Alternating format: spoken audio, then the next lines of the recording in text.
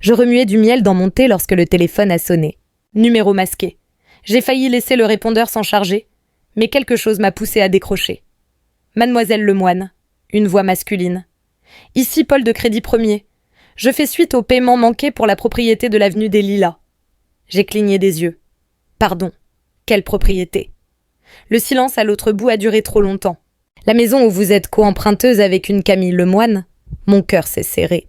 Camille. Ma sœur.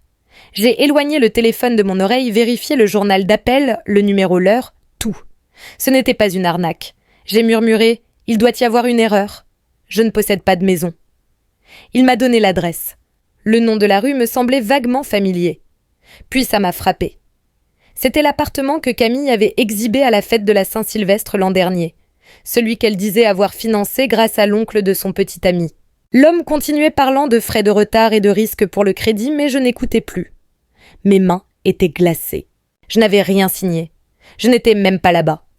Quand l'appel s'est terminé, je suis restée assise dans mon salon, les yeux dans le vide, repassant en boucle chaque dîner familial, chaque remarque anodine. Avais-je jamais consenti à quoi que ce soit? Non, jamais. Mais je me souvenais de quelque chose maintenant, en mars pour l'anniversaire de papa. J'avais laissé mon sac dans la cuisine pendant que je mettais la table. Dedans, mon dossier fiscal, ma feuille de signature. Il n'aurait pas osé. Il n'aurait pas pu. Mais je savais déjà qu'il l'avait fait. Le lendemain matin, je suis entrée chez Crédit Premier, mes talons de travail aux pieds, et mon visage le plus calme. Derrière la vitre, une femme joviale nommée Claire a ouvert le dossier. « Oui, vous êtes co-emprunteuse. Signée et datée du 18 mars. C'est bien votre signature, non ?» Elle a tourné l'écran vers moi. Mon nom était là, incliné, précis, presque parfait, mais pas tout à fait. Le « i » était trop enroulé. Et ils avaient oublié que je n'abrège jamais mon deuxième prénom sur des documents légaux. C'était un faux, un bon faux.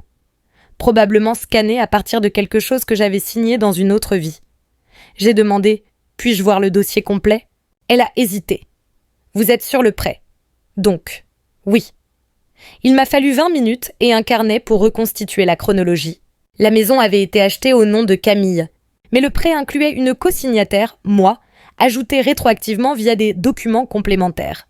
Un notaire avait validé. Un nom que je ne connaissais pas, Roland Dupont. J'ai photographié le document, le tampon du notaire, la date. Puis j'ai posé la question qui m'a brisée. Quel est le montant restant du prêt? Claire a jeté un œil à l'écran. 462 000 € et 21 centimes. Ma gorge s'est nouée. Je suis sortie de ce bureau dans un brouillard. Mon nom n'était pas juste sur un papier. Il était sur le crochet. Et soudain, tous ces dîners familiaux chaleureux, les anniversaires que j'avais financés, les reproches sur mes visites trop rares, ce n'étaient pas des souvenirs. C'était un piège. Je suis allée directement chez mes parents.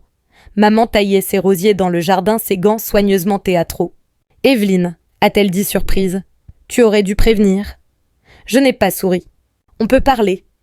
Elle m'a conduite à la cuisine à verser du thé glacé comme si on papotait. Je ne me suis pas assise. Je sais pour le prêt, ai-je dit platement. Je n'ai rien signé, mais mon nom est sur un emprunt. Elle a cligné des yeux, puis a ri, vraiment ri. Oh ma chérie, ce n'est que de la paperasse. Tu es si douée avec l'argent. Tu l'aurais fait de toute façon. Mon cœur battait à tout rompre. Vous avez falsifié ma signature. Elle n'a pas nié. Elle a incliné la tête. Tu avais laissé tes papiers sur la table ce jour-là? Je me suis dit, quelle importance, tu aides toujours la famille. C'est alors que papa est entré se frottant la nuque. Ta sœur avait besoin d'un coup de pouce. C'est tout. Tu gagnes plus qu'elle. Je me suis tournée vers lui. C'est illégal. Il a détourné le regard, et la Camille est descendue en legging et maquillage parfait. Elle n'a pas scié, juste siroté son latte d'avoine. Je pensais que tu avais dit que c'était ok, a-t-elle lâché avec un haussement d'épaule calculé. Ne me dis pas que tu reviens sur ta parole. Je l'ai fixée. Je n'ai jamais donné ma parole. Camille a souri comme si elle regardait une comédie. Alors pourquoi es-tu si facile à utiliser? Son bureau était coincé entre un pressing et un salon de manucure. Pas d'enseigne clinquante. Juste une petite plaque en laiton Marcel Benoît, droit immobilier. Il ressemblait à un oncle à la retraite. Manches retroussées, lunettes épaisses, une cravate démodée depuis Mitterrand. Mademoiselle Lemoine, a-t-il dit en m'invitant à entrer. Vous dites que votre nom a été ajouté à un prêt sans votre consentement? J'ai hoché la tête, lui tendant les documents. Marcel les a lus lentement fredonnant comme s'il résolvait un mot croisé. Après une longue pause, il a dit « Vous n'êtes pas la première, mais vous êtes peut-être la plus maligne à franchir cette porte avant que la maison ne soit saisie. » Je n'ai pas parlé. Il s'est adossé. « Dites-moi ce que vous voulez, mademoiselle Lemoine. Les faire arrêter ou prendre le contrôle ?» J'ai regardé le plafond repensant au sourire suffisant de Camille, au haussement d'épaule de ma mère, au silence de mon père. « Le contrôle, ai-je dit. » Il a souri. Pas chaleureusement, sciemment. « Alors il faudra de la patience. Et des preuves. On ne crie pas. On se positionne. Vous n'êtes pas là pour vous venger. Vous êtes là pour reprendre le terrain qu'ils ont construit sur votre dos. » C'était la première fois que quelqu'un disait ce que je n'arrivais pas à formuler. Ils ne m'avaient pas entraîné dans leur chaos par erreur. Ils comptaient sur ma loyauté pour ne pas me rebeller. Marcel a glissé un carnet vers moi. Commençons. Le plan n'était pas bruyant. Pas de dispute hurlante, ni d'ultimatum sur le perron. Il a commencé par de la paperasse. La même arme qu'ils avaient utilisée contre moi. Marcel a déposé une demande de retrait d'acte de renonciation pour couper ma responsabilité, mais seulement après avoir retracé l'historique complet du titre. C'est là qu'on a découvert quelque chose d'étrange. Le prêt n'avait pas été revendu. La banque le détenait encore, et leur patience s'effritait. Ce qui les rendait négociables. Avec Marcel pour guide, j'ai créé une fiducie privée, chaîne d'argent SARL, et fait une offre à la banque, racheter le prêt à un solde réduit en liquide. Discrètement, pas de bruit, pas de gros titres, pas de nom, juste une clôture propre. En 2 semaines, la banque a accepté. Et comme ça, la dette était à moi, mais pas la maison. Pas encore. Sur le papier, chaîne d'argent SARL n'était qu'une autre société d'investissement rachetant une propriété en difficulté. Pour ma famille, rien n'avait changé. Mais en réalité, le piège était déjà enclenché. Camille avait manqué 2 paiements. Elle ignorait que son prêt avait été réaffecté et n'avait aucune idée que son nouveau créancier. C'était moi. Marcel a relu le document final et a tapoté la ligne de signature. « Vous voulez utiliser un autre nom ?» a-t-il demandé. J'ai secoué la tête. « Non, qu'il le voie quand ça comptera. » Parce que cette fois, je ne nettoyais pas leur désordre. Je préparais les conséquences. Je ne les ai pas appelés. Je ne les ai pas prévenus. J'ai simplement attendu. Camille a manqué un 3e paiement. La période de grâce s'est terminée. Et puis discrètement, un avis de défaut a été émis par chaîne d'argent SARL, avec ma signature. Cette même semaine, maman m'a envoyé une photo d'un plateau de charcuterie d'un brunch arrosé avec un mot « Dommage que tu ne sois pas là ». J'ai fixé l'image 1 minute entière. La femme qui avait falsifié mon nom faisait maintenant comme si nous étions les meilleurs amis. Alors j'ai répondu avec un emoji souriant et archivé la conversation, au cas où j'en aurais besoin plus tard. Puis ça a commencé. Un jeudi après-midi, j'ai reçu un message vocal de Camille, sans salutation juste. « Salut. Il y a un problème avec la société de prêt. Je crois qu'il a été vendu ou quelque chose. Tu peux vérifier de ton côté ?» Je n'ai pas répondu. Ensuite, un email de mon père, maladroit formel comme s'il écrivait à un supérieur. « Evelyne, si tu sais quelque chose sur les récents changements dans la société de prêt, merci de nous en informer.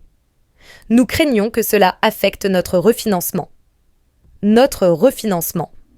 J'ai transféré le message à Marcel et me suis servi un thé. Quand l'avis de régularisation ou d'évacuation est arrivé chez eux, ma mère a enfin appelé. Voix fluette, fragile, répétée. « On a juste besoin d'un peu de temps », a-t-elle dit. J'ai laissé le silence s'étirer avant de répondre. « Aviez-vous besoin de temps avant de signer mon nom ou après ?» Elle a essayé de pleurer. « Je n'ai pas scié. Ce n'est pas personnel, Evelyne. Tu fais partie de la famille. »« Non », ai-je dit doucement. « Je suis une créancière. » Ce week-end-là, j'ai reçu un email groupé de l'agent immobilier de Camille. Elle essayait de mettre la maison en vente, ma garantie, sans savoir que l'acte comportait des conditions. La vente a capoté en 48 heures, puis l'insulte finale. Maman m'a invitée à un dîner familial pour clarifier les choses. J'ai répondu « D'accord. J'apporterai le dessert. » Ce que j'apportais vraiment, la propriété. Et un notaire qui attendait dehors dans une voiture garée, prêt pour des signatures qui comptaient vraiment. La salle à manger sentait le poulet au romarin et le désespoir. Maman avait sorti la belle vaisselle. Les verres à vin étincelaient. Des bougies vacillaient comme pour un réveillon. Mais l'ambiance était faussée. Papa m'a à peine regardé. Le sourire de Camille était trop crispé, ses yeux passant de moi à son téléphone. Le seul bruit plus fort que les fourchettes raclant la porcelaine était le silence entre les phrases. J'ai attendu que les assiettes soient débarrassées. Puis j'ai sorti une enveloppe fine de mon sac et l'ai posée sur la table entre le sel et le poivre. « Qu'est-ce que c'est » a demandé maman trop désinvolte. « Des documents mis à jour, ai-je dit. Pour la maison. » Camille n'y a pas touché. Ses doigts se sont crispés autour de son verre de vin comme s'il allait la sauver. Papa l'a ouverte. A parcouru la première page. Ses lèvres bougeaient en lisant. La voix de maman a baissé d'une octave. « Qu'est-ce que c'est, Evelyne ?»« Des documents d'achat, ai-je dit. Je possède la dette. Ce qui signifie que je possède le privilège. Ce qui signifie que vous avez 30 jours pour évacuer ou payer intégralement. » Camille a ri, un rire aigu fragile. « Tu ne ferais pas ça. Tu ne peux pas. » Je l'ai regardée droit dans les yeux. Je l'ai déjà fait. Elle s'est levée renversant sa chaise. C'est une trahison. Je n'ai pas scié. Non. C'est ce pourquoi vous avez signé. Je l'ai juste signé mieux. Ils ont crié. Papa a marmonné quelque chose sur la famille. Maman a chuchoté que j'étais cruelle.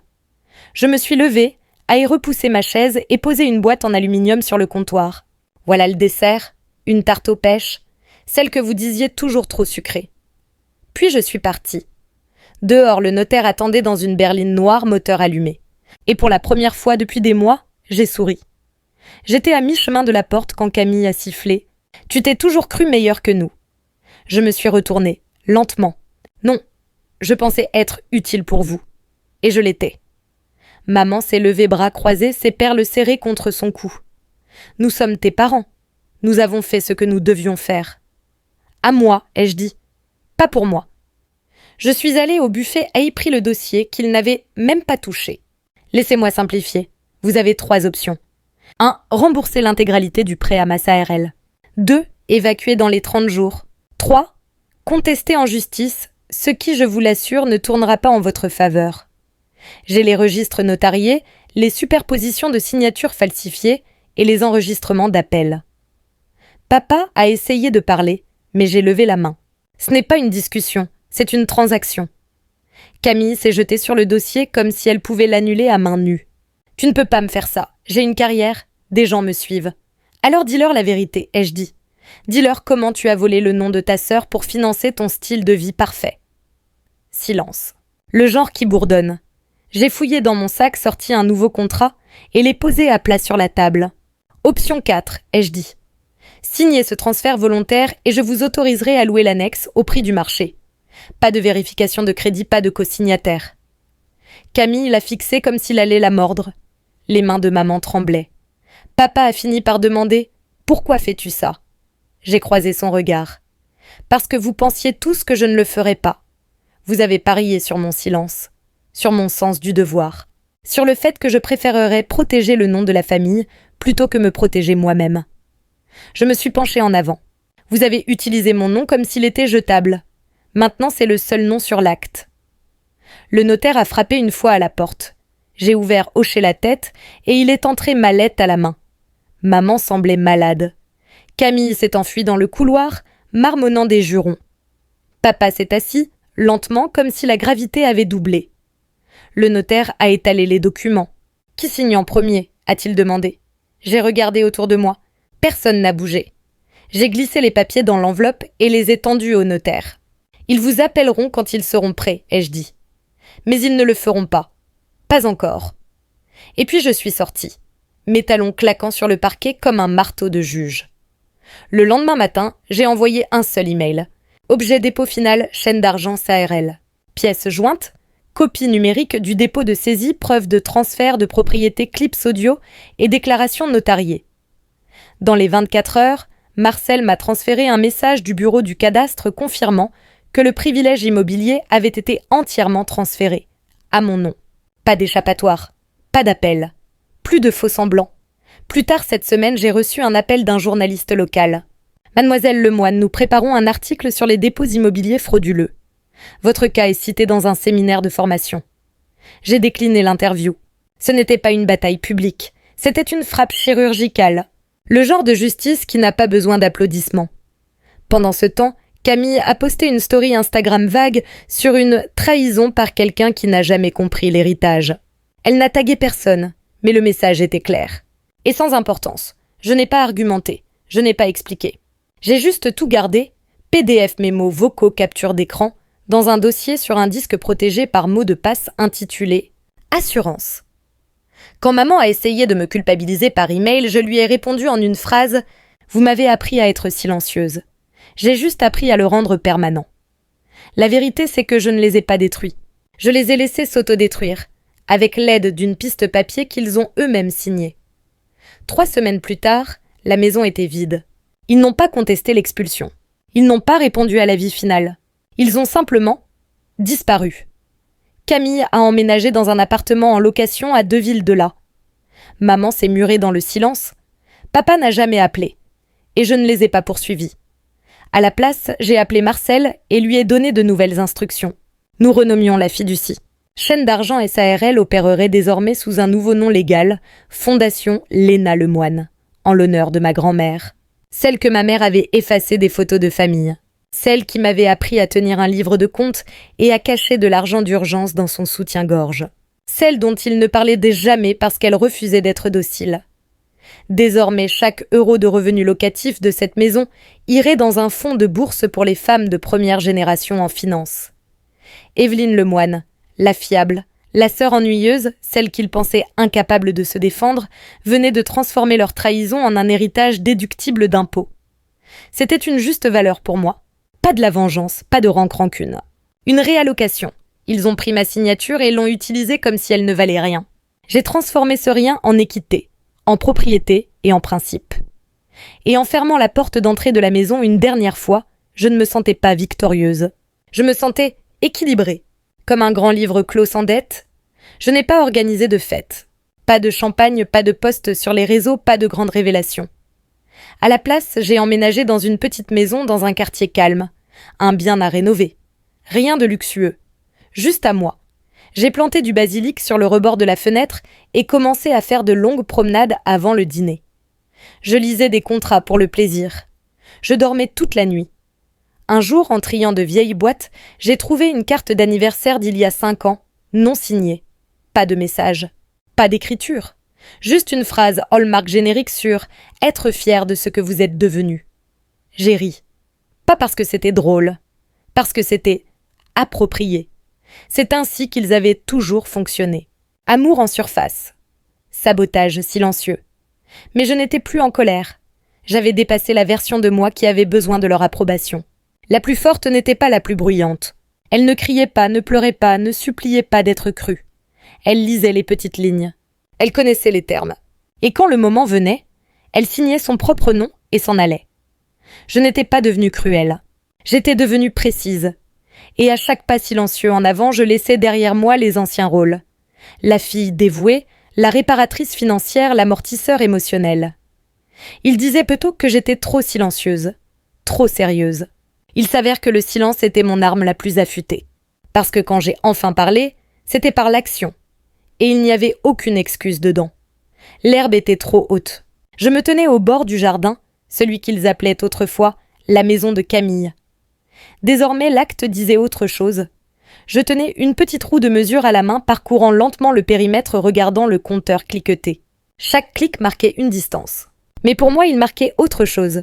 Des limites. Celles qu'il ne m'avait jamais données. Celles que j'avais dû tracer moi-même. À la clôture arrière, je me suis arrêtée et j'ai regardé le champ derrière la maison. Calme, ouvert, intact. Un symbole de tout ce que j'avais repris. Non, je n'ai pas mis le feu à la maison. Je n'ai jeté personne à la rue. J'ai donné des options, des termes. J'ai suivi les règles, même quand ils ne l'ont pas fait. Parce que le pouvoir n'est pas dans le chaos. C'est dans le contrôle. Ils ont mis mon nom sur quelque chose sans demander. Alors je n'ai rien demandé. Et j'ai tout repris. En fin de compte, ce n'était pas une question d'argent. Ce n'était même pas une question de maison. Il s'agissait de me choisir enfin, sans excuse, sans bruit, sans avoir besoin qu'ils comprennent. Je me suis tournée vers la rue clé en main, le soleil rasant la pelouse. Et dans ce calme, je l'ai entendu. Pas le pardon, pas le regret. Juste le son de la paix. Ils ont construit cette maison avec des signatures volées. Je l'ai reprise avec le silence. Et j'ai tracé la ligne de propriété avec mon propre nom.